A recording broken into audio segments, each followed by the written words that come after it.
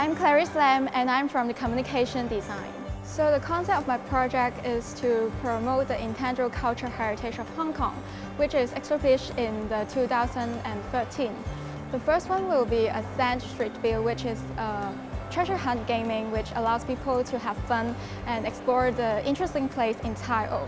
For the rest of the two designs, it is actually kind of like souvenirs, and it contains postcards as well as recipes for them to, when they after buying shrimp paste and take it home, they can use it and try to make their new recipe with it.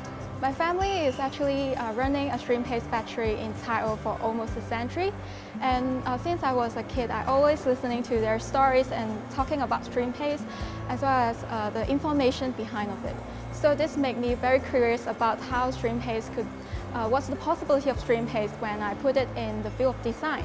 My final year project tutor is Feng Ho Yin, and I would like to thank him not only because of the project, but also his teaching throughout the 4 years.